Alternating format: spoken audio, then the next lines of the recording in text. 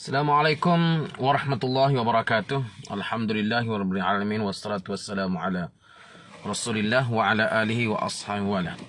Jadi alhamdulillah pagi ini kita bersiaran dari perkarangan bangunan Parlimen Malaysia, dan jam 10 nanti insya-Allah sidang khas pembentangan RMK separuh penggal, kajian separuh penggal RMK akan dibentangkan oleh Perdana Menteri sebentar lagi, dan kita akan teruskan dengan sesi perbahasan selepas daripada ini bermula besok Selasa, Rabu, Khamis, dan diikuti dengan jawapan-jawapan Menteri.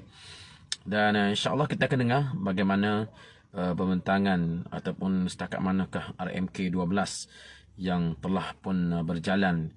Kalau mengikut jadualnya bermula tahun 2020. Tetapi saya yakin pada tahun 2020 dan 2021 banyak projek-projek yang nak dibuat di bawah RMK 12 tidak dapat dilaksanakan kerana halangan daripada COVID-19 pada masa itu.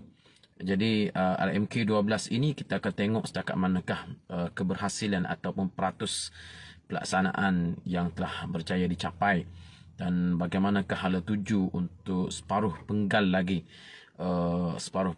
sehingga tahun 2025 untuk RMK yang ke-12.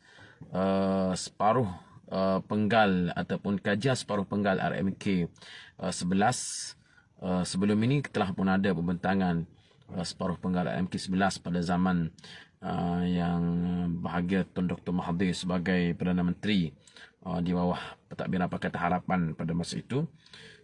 Kalau tak silap saya pada tahun 2018 atau 2019. Jadi hari ini kita akan dengar bagaimana pembentangan tersebut, dan kalau tuan-tuan ada apa-apa idea untuk dibahaskan di dalam Dewan ataupun untuk dilontarkan berhubung dengan RMK 12 ini, kita boleh sama-sama untuk nak tengok beberapa poin-poin yang boleh untuk kita bahaskan. Setakat ini saya mengambil sikap untuk menunggu dulu bagaimana pembentangan pihak kerajaan berkenaan dengan pembentangan ini. Walaupun saya dimaklumkan bahawa Kementerian Ekonomi akan meletakkan hala tuju yang baru, meletakkan sasaran yang baru. Saya yakin dia tidak boleh jauh berbeza sangat dengan pembentangan asal RMK yang ke-12.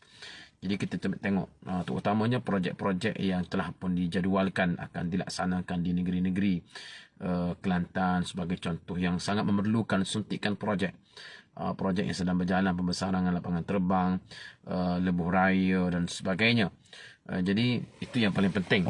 Dan yang juga menjadi tumpuan pada hari ini ialah usul tergempar daripada Yang Berhormat Machang berhubung dengan meminta supaya diberikan penjelasan berkenaan dengan tindakan pihak kerajaan melalui Peguam Negara ataupun Pendakwa Raya untuk menarik balik prosidin yang melibatkan Yang Amat Berhormat Datuk Seri Zahid Hamidi sebagai Timbalan Perdana Menteri yang melibatkan 47 kes salah guna kuasa dan pengubahan wang haram. Jadi kita akan tengok bagaimanakah tindakan speaker, walaupun kita tahu bahawa speaker sudah pasti akan menolak usul ini sebagaimana biasa. Tetapi kita akan tengok apakah hujah-hujah yang akan dikemukakan oleh speaker. Yang paling penting sebenarnya rakyat perlu disedarkan bahawa situasi perundangan negara pada hari ini sudah berada pada tahap yang sangat teruk. Spek mata kata gila kuasa. Jadi satu pihak saja gila kuasa, nampaknya yang pihak yang lain tidak gila kuasa. Logik juga tu dia punya pemikiran tu. Logik juga. Maknanya bila berlakunya perebutan kuasa, hanya satu pihak saja gila kuasa, pihak yang lain tidak gila kuasa. Jadi macam mana yang dia buat pertimbangan, wallahualam. Jangan cemarkan hari Malaysia dengan politik murahan, buat kerja untuk rakyat, jangan kacau kestabilan politik negara. Maknanya sekarang ini bila kita nak buat protes, kita dah kacau kestabilan politik negara. Kalau protes reformasi tahun 98 tu kacau ke tak kacau politik negara? Bersih tahun 2013 buat perhimpunan bersih, kacau ke tak kacau politik negara? Jadi bila kami nak berhimpun, nak tunjukkan sikap dan protes, tiba-tiba dikatakan kacau politik negara. Sejak bila Perhimpunan Aman ni mengacau politik negara sebenarnya? Sejak PMX naik jadi Perdana Menteri ni, tiba-tiba Perhimpunan Aman ni telah mengacau politik negara. Rupanya begitu pemikirannya. Kalau begitulah pemikirannya, saya rasa pelik benar. Dalam perlembagaan dijamin hak untuk berhimpun, ya. Hak untuk berhimpun itu dijamin.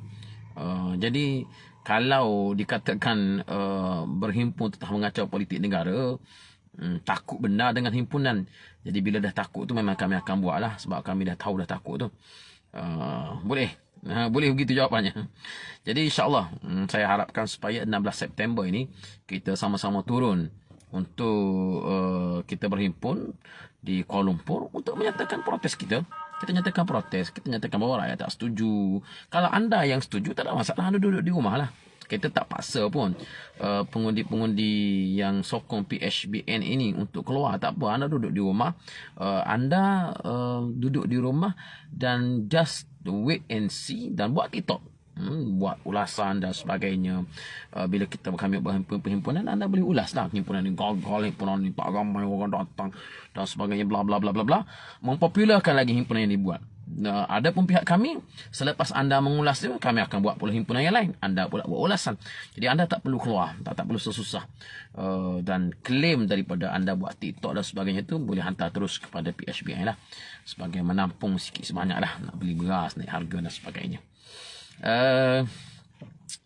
Ahmad Haikal betul. Kalau PH yang buat demonstrasi, PH lah yang paling buat demonstrasi. Jadi demonstrasi yang dibuat oleh PH bulan ni nampaknya okey, tak kacau politik negara. Bila kami buat ni dah kacau politik negara.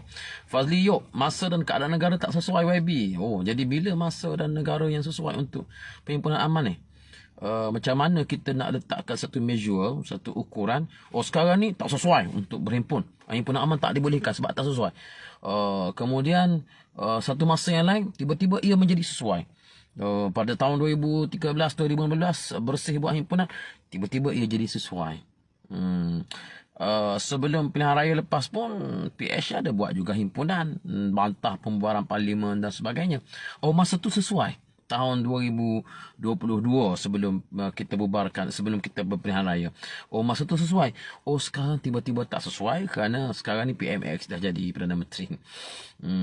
Saya rasa satu hujah yang agak tidak masuk akal sebenarnya. Apa takut sangat dengan perhimpunan? Saya yakin PMX ni dia merupakan berjiwa reformasi. Beliau akan membenarkan himpunan ini. Silap-silap beliau sendiri akan turun untuk menerima memorandum kami.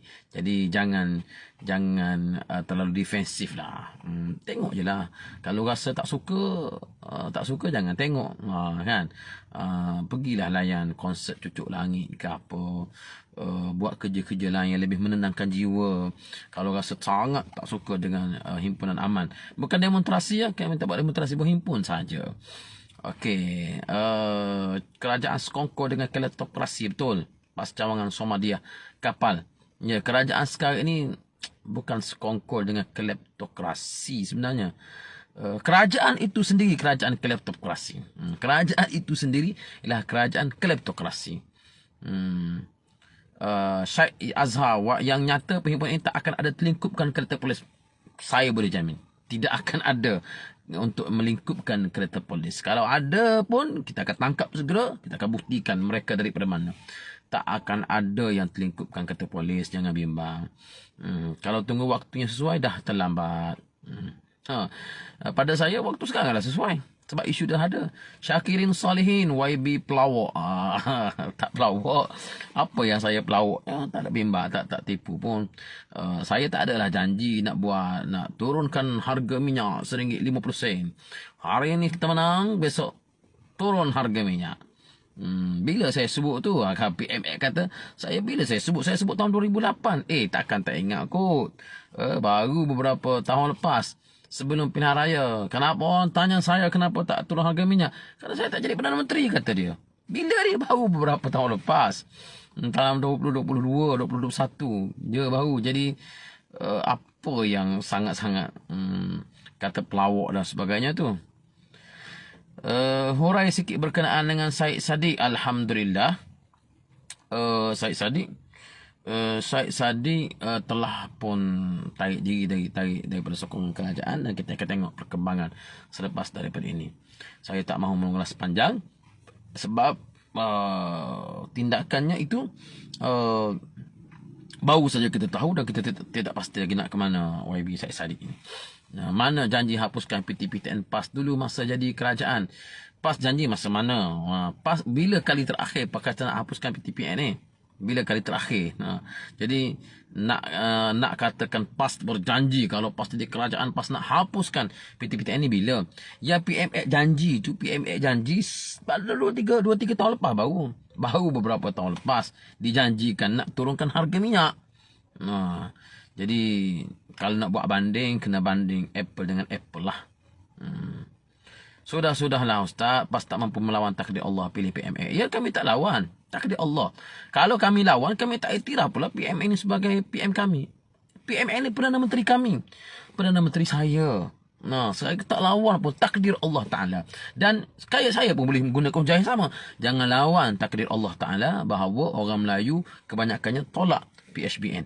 Jangan lawan takdir Allah Ta'ala yang menggerakkan kami untuk nak berhimpun. Dan jangan lawan takdir Allah Subhanahu Wa Ta'ala yang menggerakkan orang ramai untuk turun berhimpun bersama-sama dengan kami. Jangan lawan takdir Allah. Jadi tak ada orang yang lawan takdir Allah Ta'ala pun. Saya sokong YB, JM Amoy Haji Zubaidi. Terima kasih. Yang baik kita sokong, yang masalah kita bantah. Yang masalah kita bantah habis-habisan. Sembang je YB tapi berusaha nak tebuk atap. Nak berusaha tebuk atap ni, macam mana saya nak usaha tebuk atap? Saya memang dah jadi pembangkang pun. Yang masalahnya kalau ada MP kerajaan yang nak datang kepada kami, itu kerajaan kena kawal lah MP-MP-nya. Kalau nak kira berusaha tebuk atap, apa kata pula Datuk Seri Anwar Ibrahim tahun 2008 yang juga berusaha tebuk atap? Tahun 2020 juga pernah menyebut beberapa kali Selasa dah. Hari Selasa ni saya akan menghadap Agong. Cukup jumlah untuk convincing, formidable. Strong, formidable and convincing. Ni istilah siapa ni? Pada masa tu tak apa tebuk atap.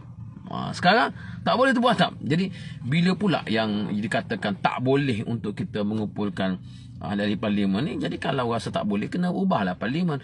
Bahawa bila seorang Perdana Menteri telah dilantik, tidak dibenarkan apa-apa jua perkara yang boleh menjatuhkan kerajaan masukkan dalam perlembagaan. Saya cabar. Tapi kalau selagi mana sokongan ahli parlimen diperlukan untuk melantik Perdana Menteri, ya terbuka lah. Jadi jangan bimbang sangat. Kalau bimbang sangat, sepatutnya anda yang laksanakan tanggungjawab mengikut perlembagaan. Jadual kerajaan, jadual negeri, jadual persekutuan, memberikan peruntukan yang sama. Anda berjanji dalam manifesto nak bagi peruntukan yang sama untuk ahli parlimen. Bahkan sampai sekarang, sampai sudah tak bagi-bagi. Itu tanda permusuhan. Itu tanda nak berbaik. Okey. Saya pun sepatutnya saya suka untuk nak live dengan saudara-saudara sekalian, tetapi kerana sekarang ini kita nak masuk dalam sidang, insya-Allah kita akan jumpa selepas daripada ini. Jangan lupa tuan-tuan sekalian, 16 September 2023 hari Malaysia 2 petang kita berkumpul di Kuala Lumpur, insya-Allah. Terima kasih.